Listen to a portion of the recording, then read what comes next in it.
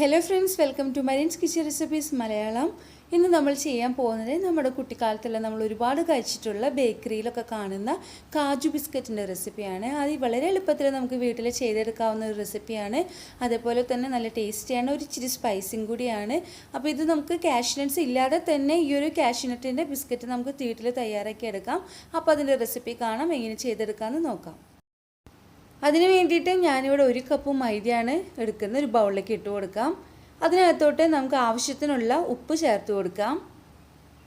പിന്നെ ഇതിനകത്തോട്ട് ഒരു 1/4 ടീസ്പൂൺ സോഡാപ്പൊടി ചേർത്ത് കൊടുക്കാം. പിന്നെ ഇതിനകത്തോട്ട് വേണ്ടിയിട്ടുള്ള മെയിനായിട്ടുള്ള ഇൻഗ്രീഡിയൻറ്റ് അയമോദകമാണ്. അയമോദകത്തിന് പകരം ഞാനിവിടെ കറുത്ത എള്ളാണ് എടുക്കുന്നത്. അയമോദകം ഇവിടെ കിട്ടാൻ ഭയങ്കര ബുദ്ധിമുട്ടാണ്. നിങ്ങൾക്ക് അവിടെ പലചരക്ക് കടയിലൊക്കെ പോയി കഴിഞ്ഞാൽ, നമ്മുടെ നാട്ടിലൊക്കെ അവിടെ പോയി കഴിഞ്ഞാൽ അയമോദകം വാങ്ങിക്കാൻ കിട്ടും. അയമോദകമാണ് ഈ ഒരു ബിസ്ക്കറ്റിന് ഒരു ടേസ്റ്റ് കൊടുക്കുന്ന മെയിനായിട്ടുള്ളൊരു ഇൻഗ്രീഡിയൻറ്റ്. അപ്പോൾ അതില്ലാന്നുണ്ടെങ്കിൽ എള്ളെടുത്താലും മതി. എള്ളായാലും അയമോദകം ആണെങ്കിലും 1/4 ടീസ്പൂൺ ചേർത്ത് കൊടുക്കാം. പിന്നെ ഇതിനകത്തോട്ട് നമുക്ക് നെയ്യ് ചേർത്ത് കൊടുക്കാം. ഞാനിവിടെ ഒരു 3 ടീസ്പൂൺ നെയ്യാണ് ചേർത്ത് കൊടുക്കുന്നത്. ഈ നെയ്യ്ക്ക് പകരം നിങ്ങൾക്ക് ഡാൽഡയോ വനസ്പതിയായിട്ട് റീപ്ലേസ് ചെയ്യാം കേട്ടോ. അതാണെങ്കിലും ഏകദേശം ഒരു 3 ടീസ്പൂൺ തന്നെ ചേർത്ത് കൊടുക്കാം. അപ്പോൾ ഇതും കൂടി ചേർത്ത് കൊടുത്തിട്ട് നമുക്ക് നന്നായിട്ട് മിക്സ് ചെയ്തെടുക്കണം. നമ്മുടെ കൈ വെച്ച് തന്നെ നന്നായിട്ട് മിക്സ് ചെയ്തെടുക്കുക. ആദ്യം തന്നെ ഈ പൊടിയെല്ലാം നമ്മൾ ചേർത്തിട്ടുള്ള എല്ലാ ഇൻഗ്രീഡിയൻ്റായിട്ട് നന്നായിട്ട് മിക്സ് ആക്കുക. അപ്പോൾ ആ നെയ്യ് ഉണ്ടല്ലോ നമ്മൾ ചേർത്ത് കൊടുത്തത്, അപ്പോൾ അതായിട്ട് ആ പൊടി ഒന്ന് നനച്ചെടുക്കണം. അത് കറക്റ്റായിട്ട് നന്നായിട്ട് മിക്സ് ആക്കി എടുക്കുക. ഇതിപ്പോൾ ഇവിടെ കറക്റ്റായിട്ട് വന്നിട്ടുണ്ട്. അപ്പോൾ നമുക്ക് വെള്ളം ഒഴിച്ച് മിക്സ് ചെയ്തെടുക്കാം. നമുക്കിതൊരു ചപ്പാത്തി മാവിൻ്റെ മാതിരി നല്ലൊരു ബോളാക്കിയാണ് എടുക്കേണ്ടത്. അപ്പോൾ കുറേശ്ശെ വെള്ളം നനച്ച് കൊടുത്തിട്ട് വേണം ഇത് നന്നായിട്ട് കുഴച്ചെടുക്കാൻ വേണ്ടിയിട്ട്. ഒറ്റയടിക്ക് നിങ്ങൾ വെള്ളം എല്ലാം കൂടി ചേർത്ത് കൊടുത്ത് കുഴച്ചെടുക്കാൻ പാടില്ല. വെള്ളമെല്ലാം ഒഴിച്ച് മാവ് കറക്റ്റ് പരുവത്തിന് എത്തി കഴിഞ്ഞാൽ 1 മിനിറ്റോളം നമ്മുടെ കൈ വെച്ച് തന്നെ നന്നായിട്ടൊന്ന് നീഡ് ചെയ്തെടുക്കുക. ഇത് തീരെ സോഫ്റ്റ് ആവാൻ പാടില്ല, എന്നാൽ ഭയങ്കര കട്ടിയാവാനും പാടില്ല കേട്ടോ ഈ മാവ്. അപ്പോൾ അത് കറക്റ്റായിട്ട് വന്ന് കഴിഞ്ഞിട്ടുണ്ട്. നല്ലൊരു ബോളാക്കി എടുക്കുക. ഇനി ഒരു 30 മിനിറ്റ് നമുക്കിതൊന്ന് റെസ്റ്റ് ചെയ്യാൻ വെക്കണം. ഏതെങ്കിലും ഒരു നനഞ്ഞ തുണി ഇതിൻ്റെ മുകളിലോട്ട് ഇട്ടിട്ട് ഒരു 30 മിനിറ്റ് ഇതൊന്ന് റെസ്റ്റ് ചെയ്യാൻ വെക്കാം. അങ്ങനെ 30 മിനിറ്റിന് ശേഷം ഒന്ന് തൊട്ട് നോക്കിക്കഴിഞ്ഞാൽ ഒന്ന് സോഫ്റ്റായിട്ട് വന്നിരിക്കുന്ന കാരണം ഈ മാവ്. ഇനി നമുക്ക് കൗണ്ടർ ടോപ്പിൻ്റെ മുകളിനകത്തോട്ട് കുറച്ച് മൈദാമാവ് ചേർത്ത് കൊടുക്കാം. എന്നിട്ട് നമ്മുടെ ഈ ബോൾ നമ്മൾ വെച്ചിട്ട് കൈകൊണ്ട് തന്നെ ജസ്റ്റ് ഒന്ന് പരത്തി കൊടുക്കുക. ഇതുപോലെ അതിനുശേഷം ചപ്പാത്തി പരത്തുന്ന കോലെടുത്തിട്ട് നമുക്കിത് നന്നായിട്ടൊന്ന് പരത്തി കൊടുക്കാം. നമ്മൾ ചപ്പാത്തി എങ്ങനെയാണ് പരത്തുന്നത് സെയിം രീതിയിൽ തന്നെയാണ് ഈ ഒരു മാവും പരത്തിയെടുക്കുന്നത്.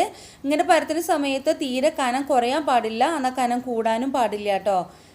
ഭയങ്കര കനം കുറയുകയാണെങ്കിൽ ബിസ്ക്കറ്റ് തീരെ കനമില്ലാണ്ടായി പോവും. ഇനി ഞാനിവിടെ ഒരു നൈഫ് എടുത്തിട്ട് ഇതിങ്ങനെ കട്ട് ചെയ്തെടുത്തിട്ടുണ്ട്. അത് ഇതിനകത്തിനെന്ന് വെച്ച് കഴിഞ്ഞാൽ നമുക്ക് മൂൺ ബിസ്ക്കറ്റ് കറക്റ്റ് ഷേപ്പിന് കിട്ടാൻ വേണ്ടിയിട്ടാണ്. അങ്ങനെ ഒരു കത്തി വെച്ചിട്ട് തന്നെ ഇതേപോലെ കട്ട് ചെയ്തെടുത്ത് കഴിഞ്ഞാൽ ആ ഒരു ക്രാക്കായി നിൽക്കുന്ന ഭാഗമെല്ലാം നമുക്കങ്ങ് മാറ്റി കൊടുക്കാം. എന്നിട്ട് ഈ ഒരു കറക്റ്റ് ഷേപ്പിലായി നിൽക്കണേൽ നമുക്ക് മൂൺ ബിസ്ക്കറ്റ് കട്ട് ചെയ്യാം കേട്ടോ. അതായത് കാജു ബിസ്ക്കറ്റ് കട്ട് ചെയ്യാം. അപ്പോൾ ഇതങ്ങ് മാറ്റി കൊടുക്കാം. ഇത് നമുക്ക് പിന്നീട് ഉപയോഗിക്കാം കേട്ടോ. അപ്പോൾ നമ്മളൊരു ഏതെങ്കിലും ഒരു മൂടി വെച്ചിട്ടാണ്, ബോട്ടിൻ്റെ മൂടി വെച്ചിട്ടാണ് ഇങ്ങനെ കട്ട് ചെയ്തെടുക്കുന്നത്. ഈ മൂടിയുടെ പകുതി ഭാഗം മാത്രമാണ് മാവിനകത്ത് മുക്കാൻ പാടുള്ളൂ. എന്നിട്ട് ഇങ്ങനെ വലിച്ചെടുക്കുകയാണ് ചെയ്യേണ്ടത് ഇതുപോലെ. അപ്പോൾ നമുക്ക് കറക്റ്റായിട്ട് ഈ ഒരു ഷേപ്പിന് കിട്ടും. അതേപോലെ തന്നെ കട്ട് ചെയ്തെടുക്കുക. ഇനി ഈ മൂടിക്ക് പകരം നിങ്ങൾക്ക് ചെറുത് വേണമെങ്കിൽ ഉപയോഗിക്കാം.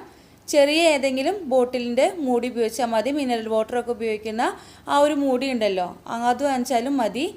അത് വയ്ക്കുകയാണെങ്കിൽ ചെറിയ ബിസ്ക്കറ്റ് ആയിരിക്കും കിട്ടുക. അതാണെങ്കിലും മൂടിയുടെ പകുതി മാത്രമാണ് വെച്ച് കൊടുക്കാൻ പാടുള്ളൂ. എന്നിട്ട് ഇങ്ങോട്ട് വലിച്ചെടുത്ത് കഴിഞ്ഞാൽ ഇതുപോലത്തെ ബിസ്ക്കറ്റ് നമുക്ക് കിട്ടും. നേരത്തെ നമ്മൾ മൂടി വെച്ച് വലിച്ചപ്പോൾ വലിയ ബിസ്ക്കറ്റാണ് കിട്ടിയത്. ഈ മൂടിക്ക് ചെറിയ ബിസ്ക്കറ്റാണ് കിട്ടുന്നത്.